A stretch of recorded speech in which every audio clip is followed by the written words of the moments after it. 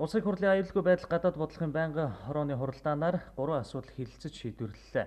Байнгын хорооны хуралдаанаар эхлээд Төв Азийн бүс нутгийн эдийн засгийн хамтын ажиллагааны институтыг үүсгэн байгуулах хэлэлцээрийн төслийг зөвшөөрөлдсөн. За уг хуулийн төслийн зөвшөлдсөх тухай асуудлыг засгийн газраас өнгөрсөн сарын 25-ны өдөр өргөн мэдүүлсэн. За энэ талаарх танилцуулгыг сангийн дэд сайд Булган Туяа хийлээ. Хөтөлбөрийн зорилго нь бол бүс нутгийн хүрээнд ядуурлыг бууруулж, эдийн засгийн өсөлтийг хангах үүднээс зам тээвэр худалдаа хөнгөвчлөх, эрчим хүч, худалдааны бодлогын салбарт бүс нутгийг хамарсан үйл ажиллагаа явуулдаг. Эдгээр салбарын хүрээнд боловсон хүчний чадварыг бэхжүүлж, дэлхийд өршөлтгөөц хүнээ нөөцийг бэлдэх замаар бүс нутгийн хамтын ажиллагаанд дэмжлэг үзүүлэх зорилгоор Карек институтыг байгуулахаар тохиролцож, сайд нарын 2010 оны 10 дахь удаагийн уулзалтаар батлагдсан Карек 2020 баримт бичиг тусгасан. Монгол улс нь Карек институтыг үүсгэн байгуулах хэлэлцээрт нэгдэн орсноор бүс нутгийн хэмжээний судалгаанд хамрагдах, боловсон хүчний чадварыг бэхжүүлэх, Карек хөтөлбөрийн хүрээнд хэрэгжиж буй төсөл хөтөлбөрийн хэрэгжилтэд дэмжлэг үзүүлэх зэрэг ач холбогдолтой юм а. Танилцуулгын дараа Улсын хурлын гишүүн Цогтбаатар, Зандан Шатар, Инх Амгалан, Инх Болд нар асуулт асууж тодруулан Улсын хурлын гишүүн Зандан Шатар, Болд нар үгэлж байр сууриа илэрхийлсэн. Манай дээр ямар үүрэг хариуцлагууд ирж байна? Нэг, хоёрт зардал төлбөр нь одоо хэр болохоор байгаа. Хоёр дахь асуулт. Гурав дахь нь энэ хэлэлцээр чинь тэгээ хүчин төгөлдөр болоход нийт хэдэн улс нэгдэн орж иж хүчин төгөлдөр болох гэж байгаа. Гурав дахь асуулт. Дөрөв дахь нь энэ Төв Азийн тараасан материал дотор бүс нутгийн эдийн засгийн хамтын ажиллагааны институцийг үүсгэн байгуулах гэдэг чинь энэ Карека яриад байна уу? Эсвэл тусгай өөр байгууллага, Төв Азийн байгууллага бүтцийг бий болгох юм яриад байна уу? За одоогоор бол санхүүжилтийн зүгээс бол биднээс ямар нэгэн үүрэг хариуцлага бол хүлээгээгүй. Энэ бол сайн дурын үүднээс ерөнхийдөө санхүүжүүлж явахаар байгаа. Одоо институтийн үйл ажиллагааг хуулийн өрөөнд явуулах үүднээс бол Хятад ард улсаас бүртгэлтэй хувьцаат компани байдлаар бүртгүүлээд үйл ажиллагааны чигдэрэх хүртэл буюу эхний 3 жилийн зардал зориулж Хятадын засгийн газараас 50 сая оны санхүүжилт үзүүлэхээр бол болсон байж байгаа. Яг Монгол улс бол институтийн гишүүн болсноор бид нэр сайн дураараа бол ийшээ хандив одоо өргөд явах бол бас юм боломжтой. 11 гишүүн улсаас ерөнхийдөө 3 улс зурснаар энэ институт үүсгэн байгуулахаар байж байгаа. Дандаа яг зөвхөн Төв Азийн бүс нутгийн эдийн засгийн хамтын ажиллагааны хөтөлбөрийн хүрээнд гэж хийгдэж байгаа мó эсвэл өөр их усрээс орж ирсэн хөрөнгөөрөө хэрэгжүүлж байгаа төслүүдэд хилээд байна уу? Нүг яг нь тодруулъя гэж утсан. Танилцуулгадаар бичсэн дээр дэд бүтцийг хөгжүүлэх төсөл 49 сая $, гайлын шинжилгээний 6 сая $, хэмжээний төслүүдийн талаар ярьж байгаа шиг байна. Эдгээр бол Азийн хөгжлийн банкны санхүүжилттэйгээр яг Карекийн хүрээнд бол хэрэгжүүлж байгаа төслүүд гэсэн үг.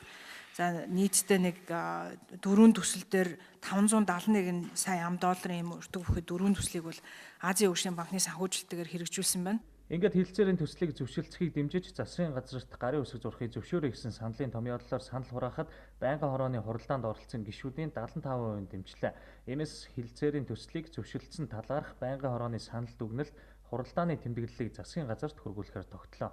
Дараа нь байнгын хорооны хуралдаанаар засгийн газраас энэ сарын 27-ны өдөр өргөн мэдүүлсэн Монгол Улсын засгийн газар Дэлхийн банкны олон улсын хөгжлийн асоциац хооронд байгуулсан экспортыг дэмжсэн төслийн санхүүжилтийн хэлэлцээрийг сойрхон батлах тухай хуулийн төслийг хэлэлцлээ.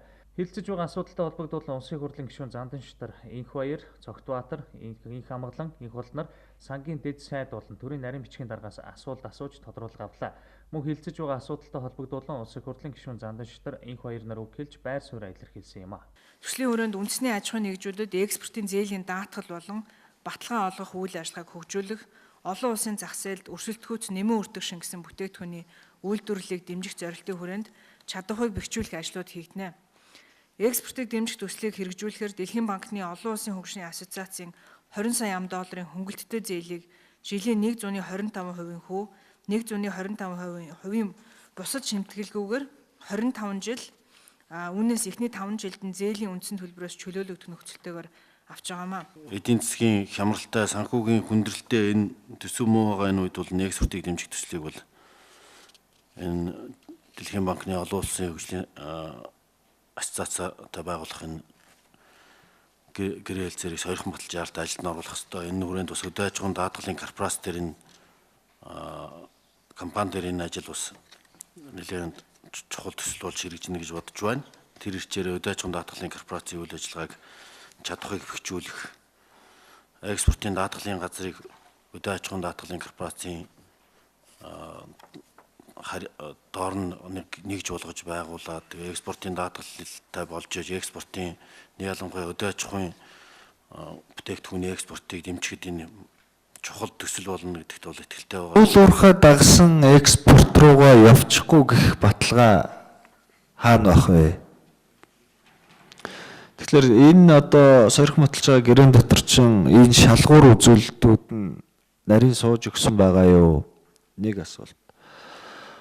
Хоёр дахь асуулт нь юу хөдөө аж ахуйн энэ мал эмнэлгийн үйлчилгээг дэмжих тал дээр энэ юу төсөл чинь одоо чиглэгдэж хэрэгжих боломж бий юу? Уул уурхайн бус эдийн засгийг дэмжих, эдийн засгийн төрөлжлөлтийг нэмэгдүүлэхийн зорилгын хүрээнд авж байгаа юм зээл.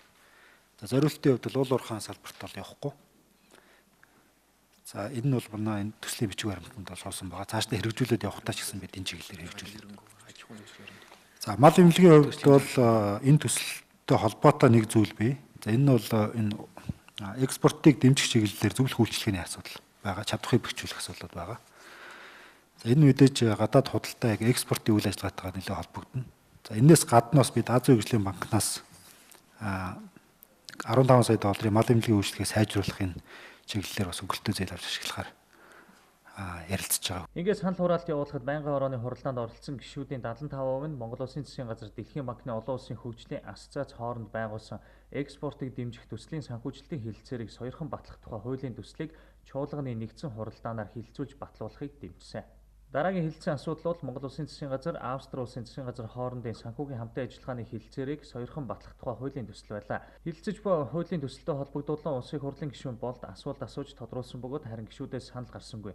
Ингээд санал хураалгахад байнгын хорооны хуралдаанд оролцсон гишүүдийн 91.7% нь засгийн газар хоорондын санхүүгийн хамтын ажиллагааны хэлэлцээрийг сойрхон батлах тухай хуулийн төслийг дэмжсэн тул энэ тухай байнгын хорооны санал дүгнэлтийг чуулганы нэгдсэн хуралдаанаар хилцүүлэхээр боллоо. Мөн байнгын хорооны энэ өдрийн хуралдаанаар Монгол Улсын ерөнхийлөгчөөс өргөн мэдүүлсэн Монгол улсад байнга төвийг сахих тухай хуулийн төслийн хилцэх хэсэх асуудлыг үргэлжлүүлэн хилцэхээр төлөвлөсөн байсан ч улсын хурлын гишүүн Цогтбаатар Занданшит нар шинэ нөхцөл байдалтай уялдуулан засгийн газраас санал авч санаачлагчид нь буцаахан зүйтэй гэсэн горимын санал гаргасныг байнгын хорооны хуралдаанд оролцсон гишүүдийн 91.7% нь дэмжлээ.